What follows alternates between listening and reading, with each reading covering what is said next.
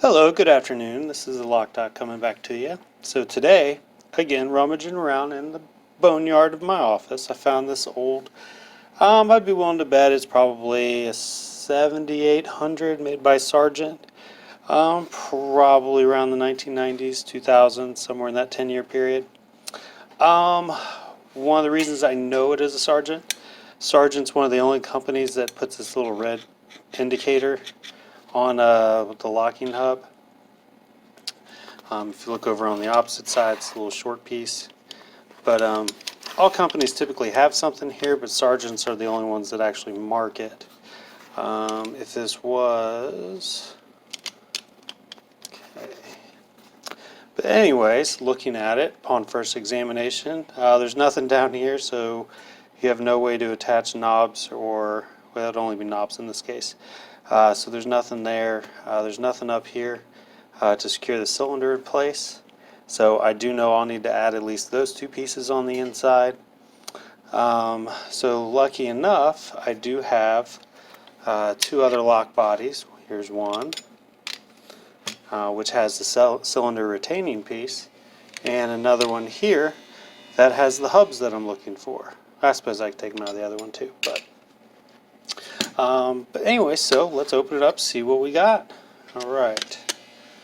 So let's start down here. Take that screw out. Go up here.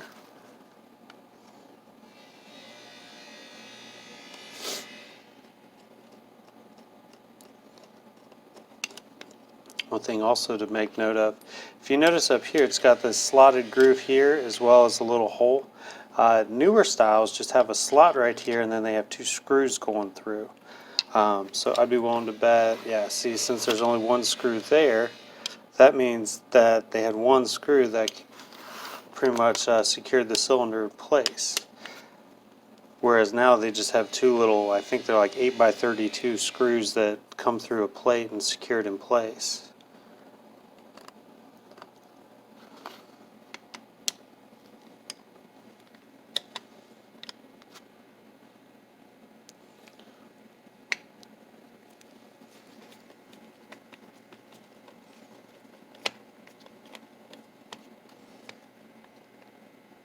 There we go.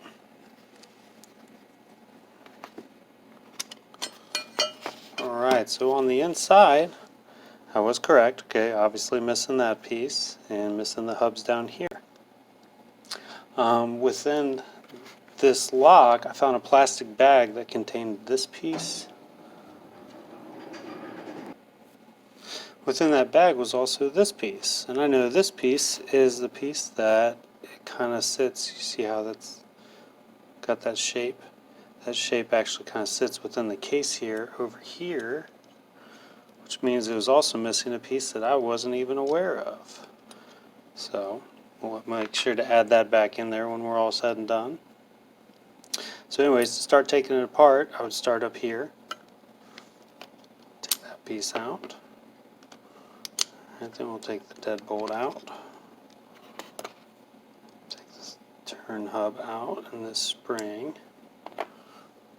And then we'll take the latch bolt. Now, one thing I should mention about the latch bolt, this design right here, and it can be confirmed by looking at the lock case, you don't have this kind of like D-shaped cutout right here, which the new style bodies have in order to pry the bolt out to turn it and spin it. So if you wanted to change the handing, you have to physically go in here and turn it around, just like that. So we'll take that piece out, and I'll take this dead latch out. So that all we're left with is the rocker arm. Let's see here. Look at that spring. That's a very interesting spring design if you see right there. Alright, so here's the inside of it. Alright, now we're going to put it back together. We're going to need some more parts. And Alright, so first things first, we're going to put the hub assembly back together. And there's that. Just like that. Then put this piece over top of it. That helps, well, oops. Doing this out of turn, let's put this piece in first. Let's put it under tension.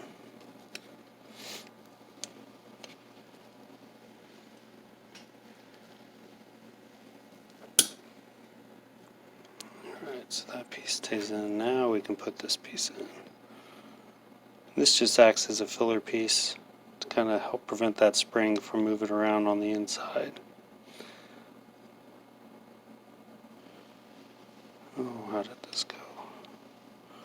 Just like that. Alright. Now we got our hub.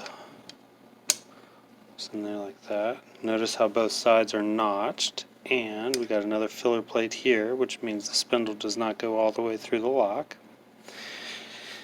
Alright, now here's the...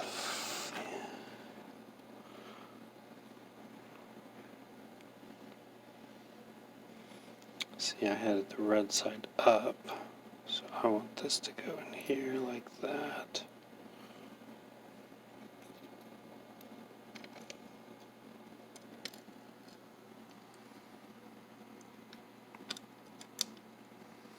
One thing to mention too is that this rocker arm piece has to sit in the little notch located right below here.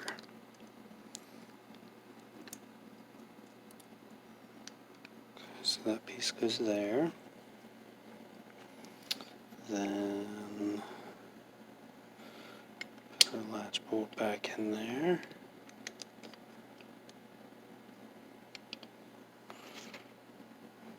Dead latch.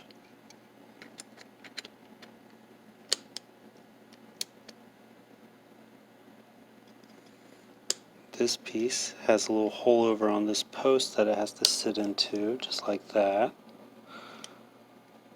Alright. And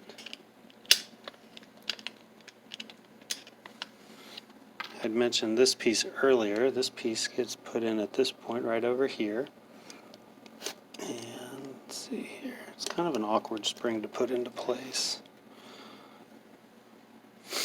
And then this piece sits down on top of there.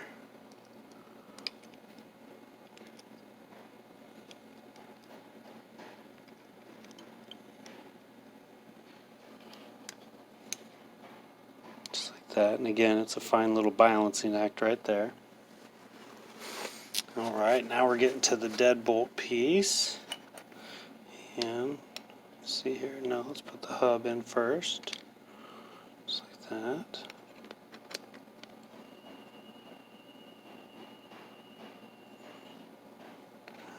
And that portion right there, if you can see that, that angled piece sits right down into that angled area right there. Just like so. Then you want to put this piece in here. Whoop, I did that backwards. But if we put that in there, you want to hold all of this, because as soon as you put this spring in here, everything will be put under tension. Sometimes it helps to alleviate the pressure and hold the spring back.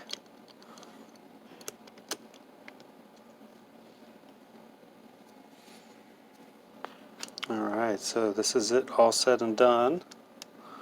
Let's put the case back together. Oh, forgot the main part. If you're going to have a locked function, you got to have a cylinder. Alright, so we got that piece back in there.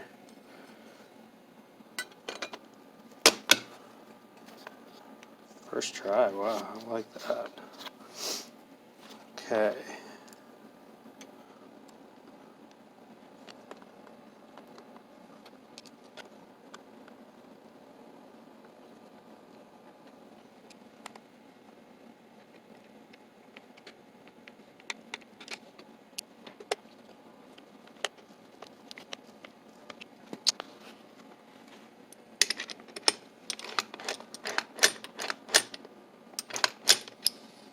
That works.